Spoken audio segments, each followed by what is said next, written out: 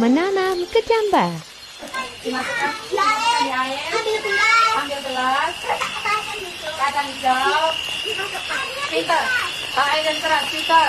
Kemudian dimasukkan ke dalam gelas, dikasih kacang apa? Hijau. Kemudian kita tunggu beberapa hari. Jangan kasih, ada beberapa tanaman kalian yang tumbuh subur, ada beberapa tanaman yang tidak tumbuh. Coba dicek. Ada yang berapa tumbuhnya? Coba dicek. Lihat kenapa kira-kira enggak tumbuh, kenapa kira-kira?